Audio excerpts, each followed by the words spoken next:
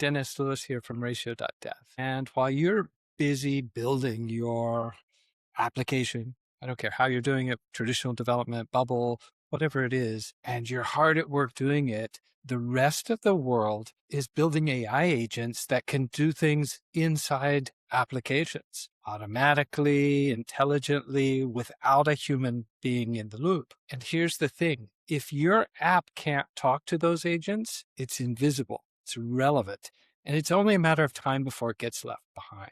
So today I'm going to show you exactly how to fix that by setting up an MCP server that works seamlessly with your Bubble application. And trust me, this is something every single person who's building an app right now needs to understand. And I know what you're thinking. Come on, Dennis, I just figured out APIs. Don't make me learn something new.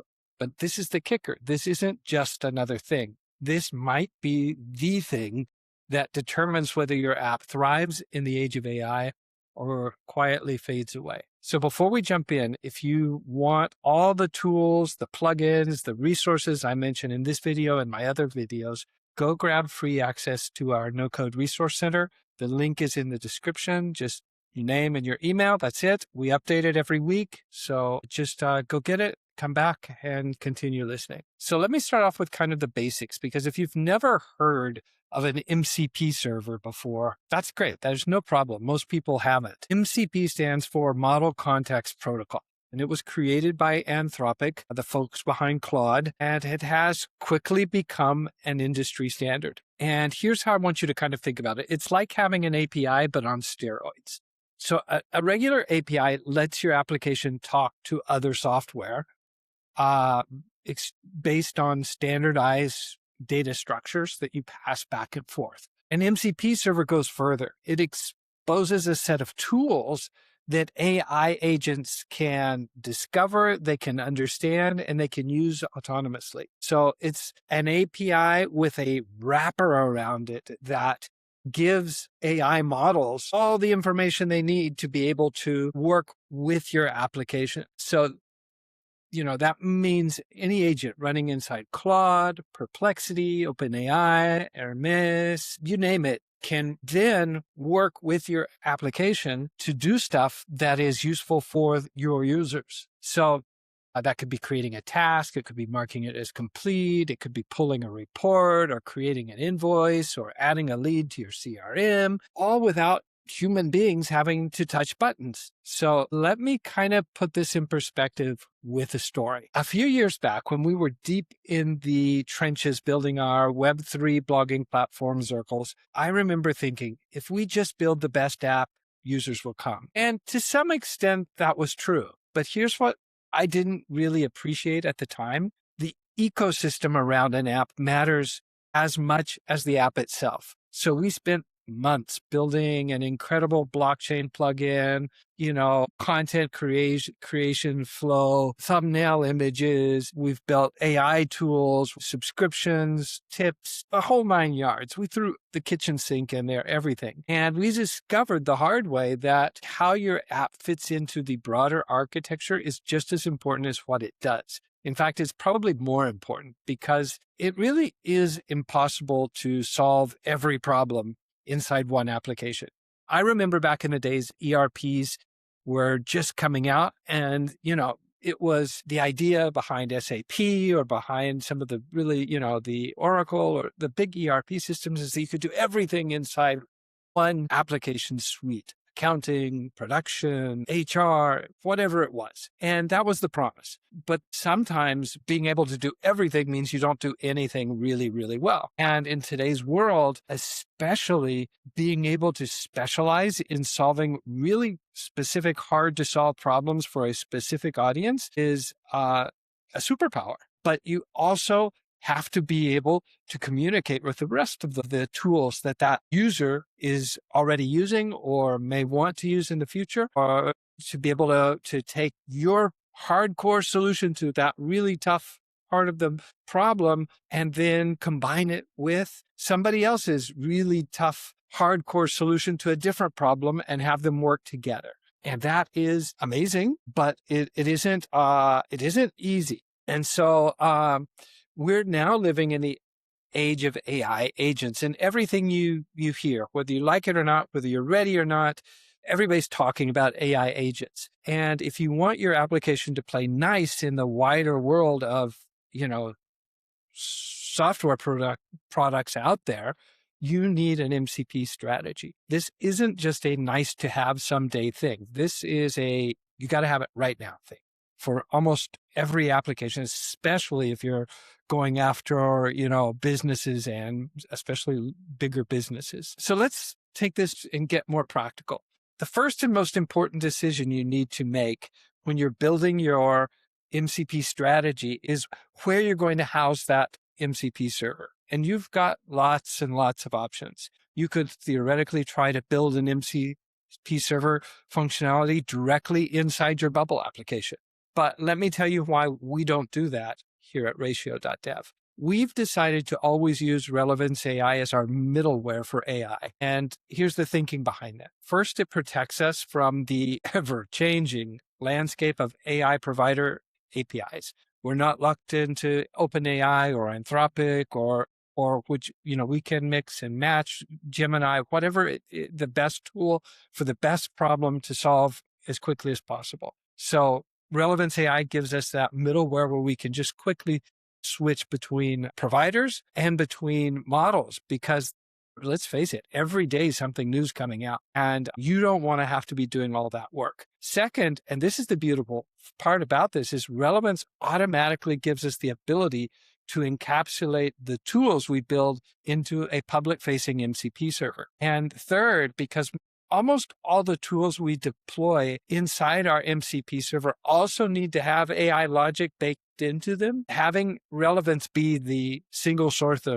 of truth for this as our middleware means that we can mix and match capability with our Bubble backend without having to maintain two separate MCP servers. And I'm going to show you in just a minute about how this actually works in the practical world. We're already using Relevance AI to connect our Bubble applications with powerful AI tools. We already have that pipeline working. Adding MCP on top of that is not starting from scratch. It's extending infrastructure that we already know and trust.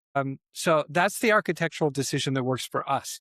It might be slightly different from you. Maybe you already use a different middleware, or maybe, you want to have a custom built MCP server. There could be cases for that where that's better. But in this situation that we find ourselves in and the applications we're building for our customers, this has been a sweet spot for us. So let me talk about a specific use case so that this can be something you really understand.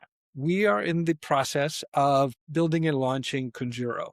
Conjuro is going to be a Ratio product for project management and a bunch of other stuff that helps businesses like ours and like our customers that are building things, makers, builders. They could be building software. They could be building, machinery for, factories. I don't know. But there's a commonality there of how, there's projects, there's, project management. We have a concept called spell books, a lot of really cool stuff. And we're integrating into Conjuro AI in multiple different ways and at multiple different levels. And one of the key things that we want this system to be able to do is to play nice in the wider world. If somebody uses Perplexity Computer for, doing their content work or for coding for something else, or just their, day-to-day AI assistant, well, we want it to be able to work well with Conjuro's CRM and Conjuro's project management system, and to, handle meetings and transcripts and stuff like that. And so by incorporating tools into our MCP server, we're able to achieve that hybrid structure where the AI is actually accessing detailed transactional information from Conjuro about what's going on in the business. So, whether that be invoicing or, project management and what tasks have been completed, what milestones have been completed, how many times they've been postponed, all of that information that is immensely valuable for analyzing with AI suddenly becomes visible, and it can combine with more of the sort of the fluffy information that we usually use AI for writing blog posts or social media posts, or, there's all that other stuff that goes on in your business. And so now you're creating a really dense web of really powerful, empowered information management at a really reasonable price point. So from day one, Conjuro is going to have a full suite of MCP tools available. So that means, and they'll work with Claude, they work with Perplexity, they work with Hermes, they work with Claude. All of these work in the same way. So that could be to create a new task in the system, or to analyze all the tasks inside a project, or to analyze all the tasks that a specific user has completed in the last week or the last 3 months, and to pull that information, bring it in, and then, maybe, we have a function called a project meister, which is going to be writing emails to users every day based on what's happened inside Conjuro. What tasks are pending, where the bottlenecks are, what do you need to get done today? All of that is really powerful model to be able to put it in your day-to-day business work. The way this works, and I'm going to jump in here quickly to the Bubble Builder here first, is you need a mechanism for pulling out information from your Bubble database. Okay. Now you could just expose the data layers, but then, all of those relationships and all of the business logic would be just kind of pulled away. Whereas what we like to do is, for example, here you're seeing a backend workflow called project summary. And what it does is it takes some inputs. So the name of a project and the start date and the end date, and it's going to return a summary. And that summary is a JSON structure of structured data. So I'm returning here, and you can see here it has the ID of the project, it has the project name, it has the project description, and then it does a section of completed milestones, pending milestones, completed tasks, pending tasks, all based off of those criteria for this project and this date range. It's also pulling in all of the information from project updates that have been created via voice notes or via emails or meeting transcriptions. And all of that information is consolidated into a JSON structure that can be called from Relevance at any specific time that any tool in Relevance needs that information. And so we would go into Relevance here now, and you can see here that we have a list of tools, and one of them is get project data. And this is very simple. This just calls that Bubble API, okay, and pulls in the information. But now I can use this tool inside my other tools. So I can go back and say, I have a tool that analyzes a project. And so if I go in here, you're going to see that the first thing it's going to do is pull in the project data. Okay. And this is actually an important point for you to know, because you could create tools that just take that JSON structure in as an input value. And sometimes that's fine. We do that a lot of time with smaller structures, but you do have to be careful. There are limits by the Bubble API connector that limit the size of the parameters that you can pass to external APIs. So that means that if you're pulling in a lot of information from the database, you can run into that limit, and Bubble won't fail gracefully. It will just stop working, and it takes some debugging skills to figure out that the reason it's suddenly broken is because some of those fields are getting truncated. And so they're not correct structures. The syntax is wrong, and then the API calls fail, and it's just a headache.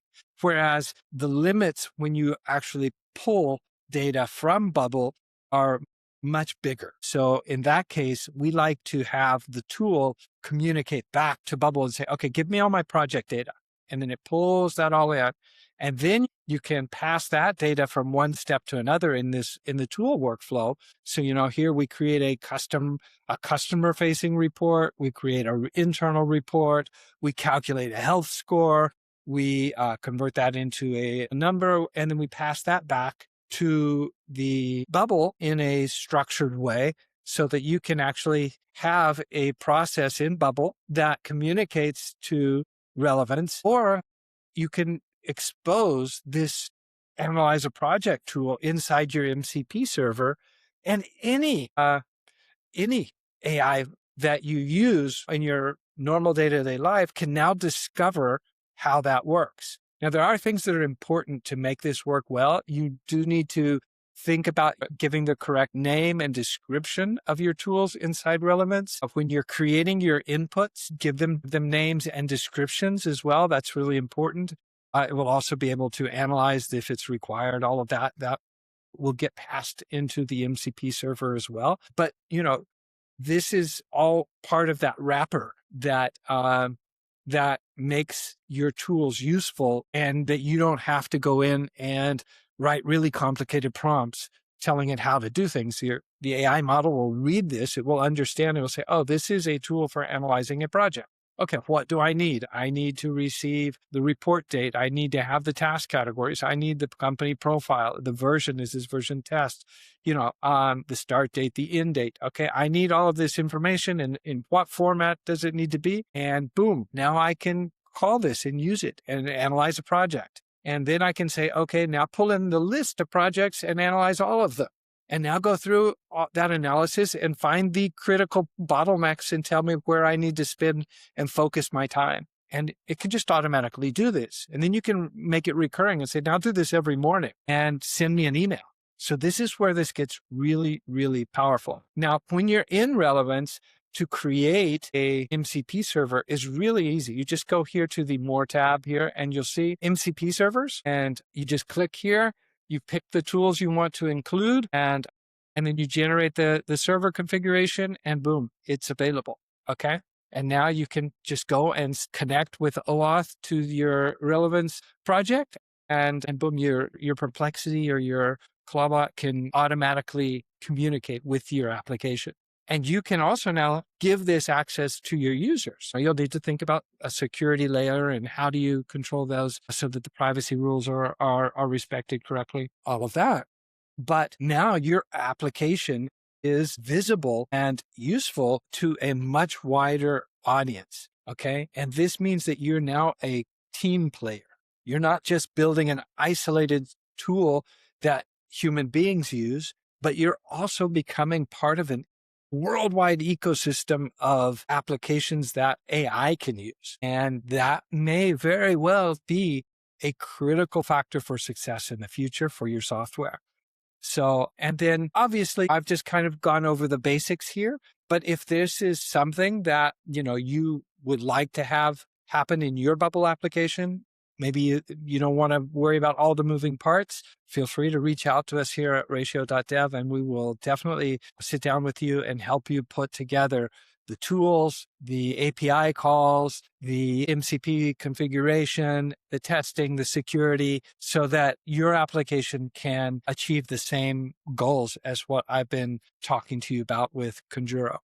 So, that is the big picture of how to enable your Bubble application to work inside or collaborate with an MCP server. Sometimes you may have tools that are just actual API calls to Bubble. And so you'll just create a mini tool in Relevance that calls an API in Bubble. That's another simple thing. So they don't all have to be super complicated. Some of them can be really simple. I mean, one tool may just be in my CRM, move a lead from one status to the next. Okay. That can be, that can be super, super fast. Before I wrap up, don't think about this as, okay, this is something I should do down the road. This is mission critical, I think. I mean, right now, this could be a standout, make the difference feature for your software. And so I really think that this is worthwhile for you. Yeah.